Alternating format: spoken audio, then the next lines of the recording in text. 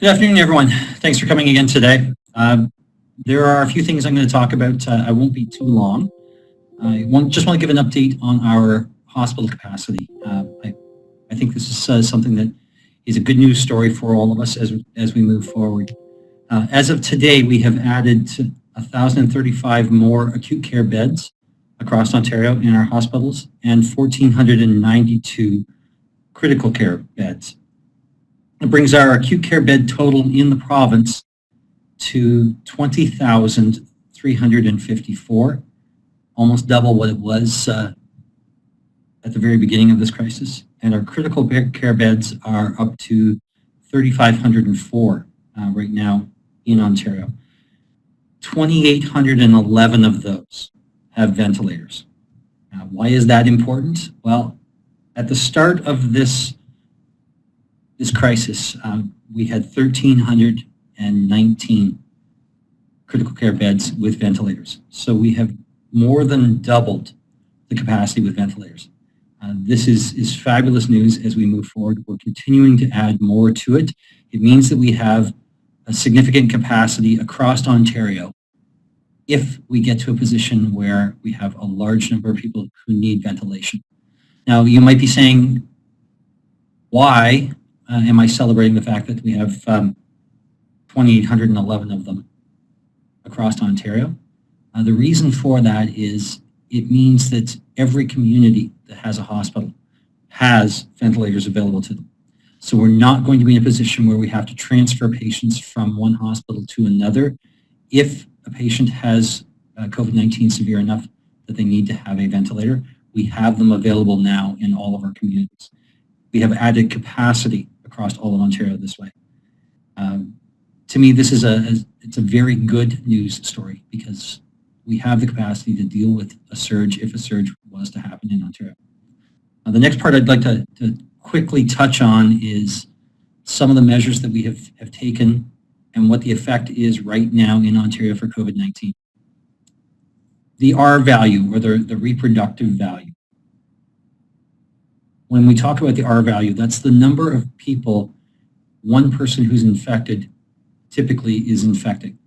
And when we started in this crisis in early March, the R value was 3. That means that for every person that was infected with COVID-19, they were infecting 3 other people. As of yesterday, the R value is less than 1.5. That means right now, for a person who gets infected with COVID-19, they're only infecting 1.5 more people. That is a significant flattening of the curve. The closer we get to 1, the closer we will be to a flat planking. And once you get below 1, you're seeing the virus dying off. Now, as we've been looking at the numbers across Ontario, we've been able to break it down regionally. Outside of the GTA, so areas like Peterborough, the R value is less than 1.1. It's almost at 1. Outside of the GTA, we're at a spot where it is almost a flat line now in terms of infections. This is fantastic news for our community. It means that we're doing the right things. The social distancing, the physical distancing that we've been doing, the isolating that people have been doing is taking effect. It is working. And it's something that we do need to be celebrating right now.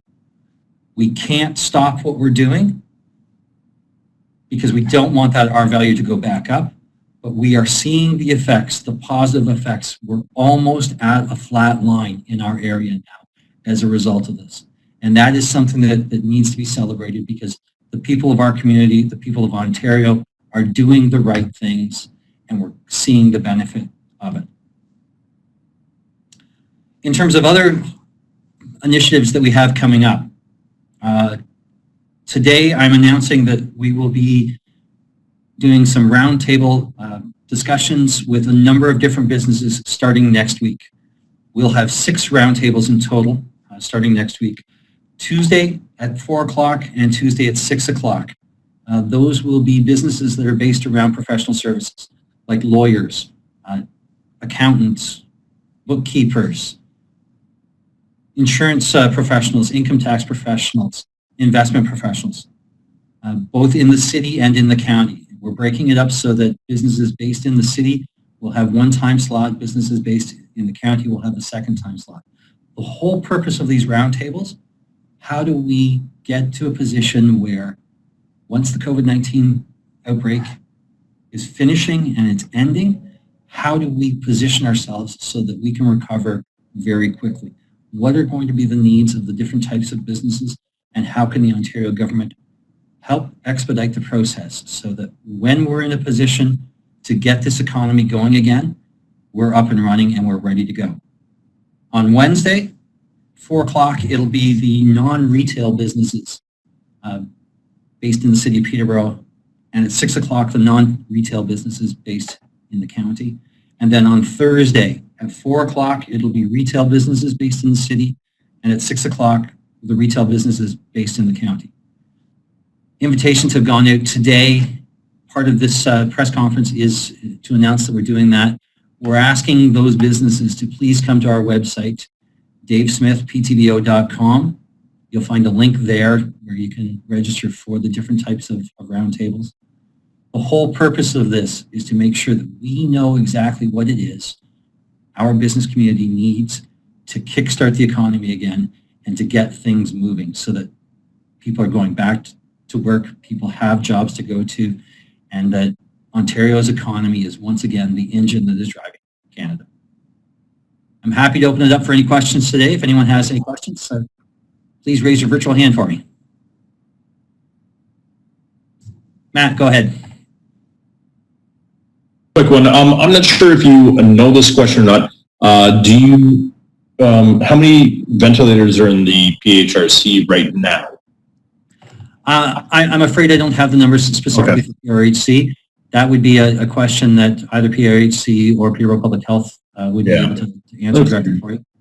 I do know that there are additional ventilators that will be coming for PRHC, so they'll have added capacity. I'm just not sure whether or not those have arrived yet. Thank you. Any other questions? Hey Dave, it's Gord Gibb from Fresh Radio and Chorus Global Peterborough. How are you? I'm good, Gord. How are you? Good.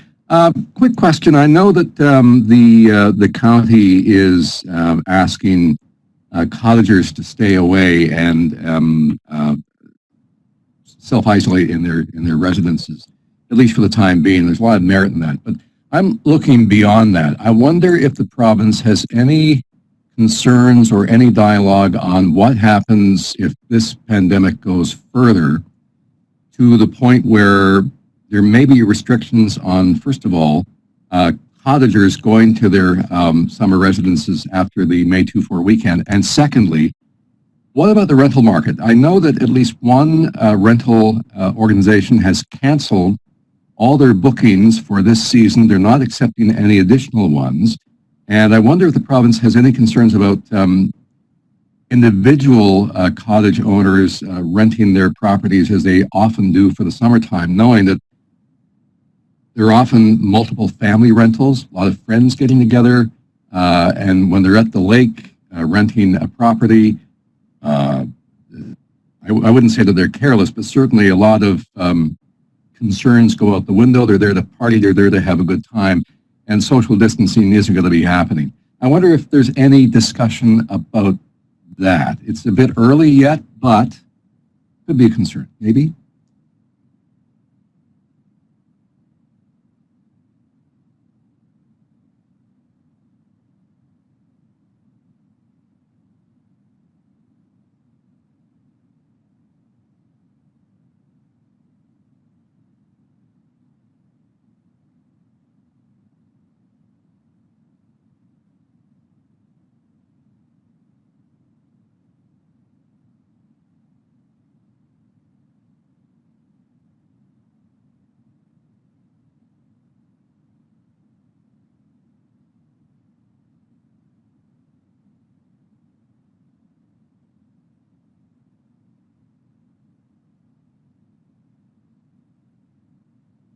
David, I lost your audio there. I'm not sure where you went. Is it my end or you? Sorry about that. I hit the mute button on my mic. I apologize for that. It's something I would do. So let me start over again. I apologize. The May 24 weekend is about 6 weeks away. My accuracy for predicting what's going to happen with COVID-19 is going to be about the same as what a weatherman would be when they're projecting that far ahead. We can be accurate for the next couple of days. I can be accurate for the next couple of days, because what we're finding is that things are changing so frequently. What I will touch back on, though, is something I said earlier, and that's the R value, and that's the reproductive number that we're seeing with it. When we started with this process, it was about 3. For every person that was infected with COVID-19, they were infecting 3 others. We're now less than 1.5 for the R value. And that means that for every person that's getting infected, they are infecting less than 1.5 people. Outside of the GTA, the number is about 1.1. It's actually a little bit less than that. So we're almost at the point of it being 1 for 1 outside of the GTA. When you hit 1, it is a flat line, and when you drop below 1, that means that the virus is actually dying off. We're very close to that outside of the GTA, and we're close to it because of the distancing that people have been doing, because of the isolation that people have been doing, the keeping, for the most part, their travel to essential travel. It's not the time now to be talking about what we're going to do in celebration. We need to make sure that we continue down the path right now of isolation, of social distancing, of making sure that that virus doesn't have the ability to move, because it moves with people. It doesn't move through the air. The more we focus on that, the better we'll be. Would we be in a position in 6 weeks' time where the R value is 0? I surely hope so. But we have to be diligent with what we're doing right now to make sure that we get to that point. And the sooner that we get to that point, the better it will be for everybody. With respect to rental properties and summer rentals, the message is going to be exactly the same thing. This virus only moves with people. And if people stop moving around, if people don't do unnecessary travel, if they stay in their home, if they wash their hands frequently, we will kill this virus and we will beat it. The longer it takes for us to accept that, and the more we travel, the more the virus is going to spread. So the message has to be, and it will remain, if you don't need to go out, then please stay at home. Okay, got it. Thank you. Matt, do you have another question? No, sorry. I just keep forgetting to unclick it. Okay. So Dave, it's Lois. Hi, Lois. What are you hoping to learn from the business people? Like, what mindset do you want the business people to come with when they arrive at these sessions next week, or talk with you on these sessions? So what we're looking for from our different businesses is, we know that you have some challenges right now. What challenges do you think you're going to have to kickstart your business again once people aren't social isolating, once people are able to go back out and do the things that they had done in the past? What can we do as the province to help you move forward so that your business will be successful again? We know that there are current challenges right now with COVID-19, and we know that many businesses have adapted because of COVID-19. Curbside pickup, for one, going more to deliveries. Small businesses in our community that didn't have a web presence before, that now have a web presence. They've done a number of different things to work through the process today. Now let's look at, what are you going to need when people are able to go back out and travel? How do we put you in a position so that you can leverage the things that you have just done to be successful and make you that much more successful, and that in that much better a position to enhance your business and take advantage of what Ontario has to offer, so that you can be that much stronger once the economy gets to go. Okay, thank you. That's great. Any other questions? All right. Thank you very much for coming today. I greatly appreciate it. I look forward to having another one of these tomorrow. Thank you very much, guys.